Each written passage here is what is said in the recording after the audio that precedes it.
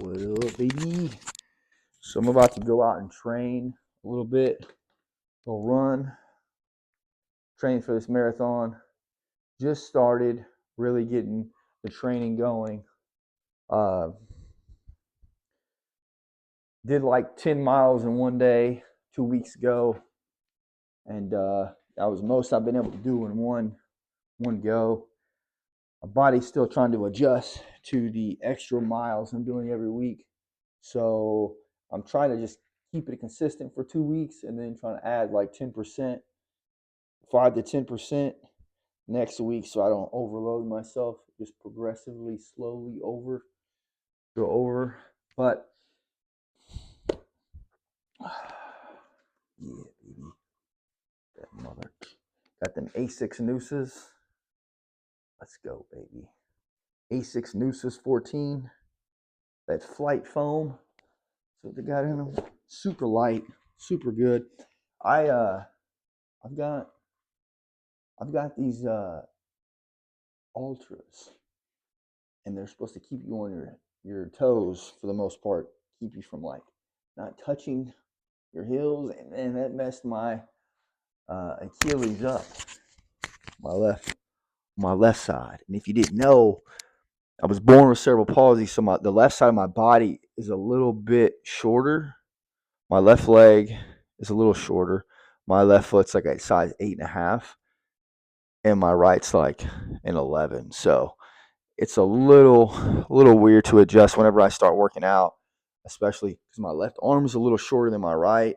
Um, so it's a little. So whenever I start training and I'm doing something like, for example, running a long distance, I have to really pay close attention to listen to my body so I don't push myself too much and hurt myself, because my left kind of has to play catch up because it's not as strong. So I have to work on that in the gym and stuff like that. But uh, man, I was just thinking about how grateful I was because um, in certain environments, because I've been reading about wine recently, and it was talking about how like certain seeds, the seed, it's called Vitis vinifera.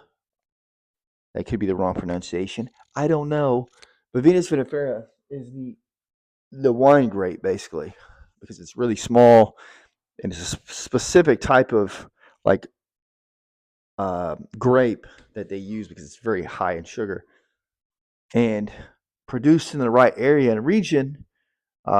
Also, with the science and the data and how they produce it and how they work it and how they garden it and all that good stuff, it can, if you look at like a Napa Valley wine, Napa Valley is really great, right?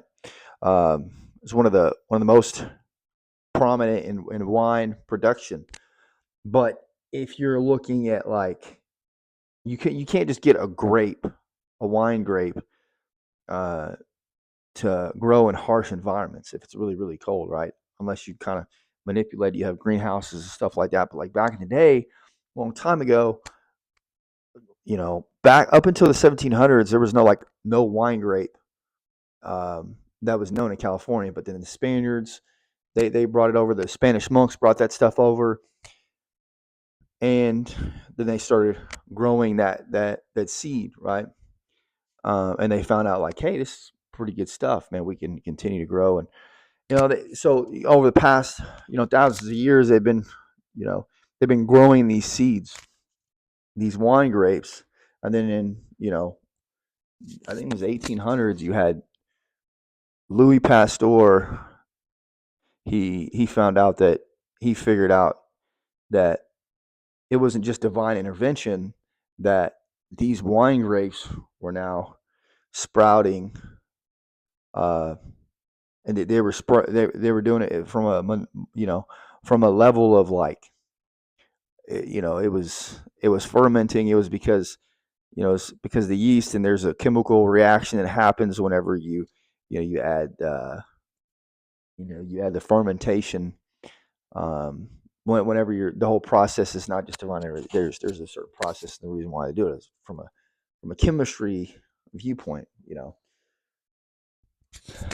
But as you so how, what this what this really tells me is this, right? In order for you to grow as a person, if you are a seed and you feel like you have greatness inside of you, you have to understand that you just can't grow in whatever environment. And it may take a lot longer for you to figure out how to and where to grow, where you should be growing at, who you should be around, and who you should be associating with. Because if you're associating with the wrong people, you're associating with the wrong crowd, you're in the wrong environment, you're not going to be able to grow. Even because the same seed, if the same grape seed can grow in two completely different areas of the earth, but taste completely different because of different factors, not just besides the ground. But the dirt is a big deal. Where you're at and where you decide to plant yourself in life around certain people is going to either help you grow or it's going to destroy you. Right? You can't just grow wherever. You can't grow in any environment. You have to be in a specific type of environment to grow. And sometimes, yeah, there are, um, there are, you know, exceptions to the rule. But hey, if you want to be the exception to the rule, you're going to have to be able to be willing to look at things and look at life, and look at and set a plan and set a goal, right? I mean, because there are exceptions to the rule every once in a while, but for the most part, 99.99% of the time, you're not going to grow a Vitis vinifera grape in a harsh, cold environment. It doesn't. That that that that does not happen. It's got to be in a warmer environment where it stays warm. So you have to figure out, like, hey, are you in an environment that can help you grow and will help you do great and amazing things? And if that's a no, well, then you got to make changes. And there are certain people in this world that would love to hold you back. So you have to watch out for that shit.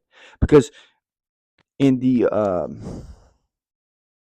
back in the day, the the French, they had taken uh, some um, some seeds of some plants, some trees, some grapevines.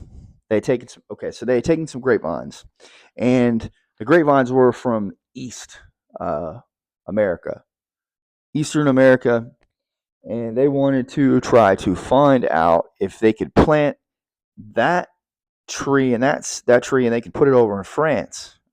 Well, coming to find out that that tree in that area had become accustomed to a certain little insect. I think it was called Faluska or Filuska. I can't remember what it was called, but it was a little insect, it was a little pest that would come through and eat the tree and stuff like that, and eat your trees and eat everything. So after some time, you know, the barks and stuff like that would grow accustomed to, because in Eastern Europe, they or in Eastern America, they had that ability to do that. They had went through a series of survival where they had grown accustomed to this little shitty pest, and they could create this bark, and the bark would, keep it safe from it killing all, the the plants and the trees and whatever else is growing there. But in France, they didn't have that, right? In France, they didn't have that vegetation, and that land was not accustomed to that. So those little insects, they spread and they killed, and they thought in France, they thought that wine was just done for. Why there was no way they're going to be able to plant anything more. But they didn't realize that that little insect that they had brought over from that tree was going to go ahead and wipe everything out. So that's another thing too, right?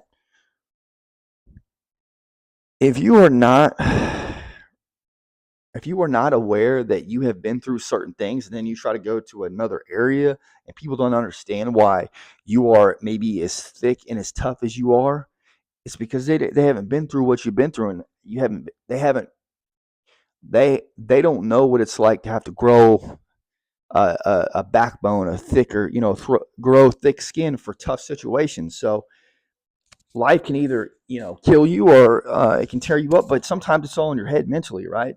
So if you go through certain situations in life and people don't understand who you are and why you are the way you are, because they haven't been through those things, because sometimes you think, oh, bad times are suck, but sometimes they're catalyst so you can rebound, because certain people go through certain things in life. They don't understand it until they get to the next level in life. And like those little bitty ass bugs that came from uh, Eastern America in a plant that literally was planted back in France, and those little insects from Eastern America went through and killed all those grapevines. Well, guess what? Guess what? You know what? Just like that, if you have been planted in a situation where you have been able to thrive even through tough and shitty situations, and then you go to another area and people don't understand why you are the way you are, and you've been able to overcome things, and you've had time to do it and survive, and you've grown tough and thick, and you've grown that little bark on your tree, metaphorically, on yourself, then hey, look, just walk away from those people.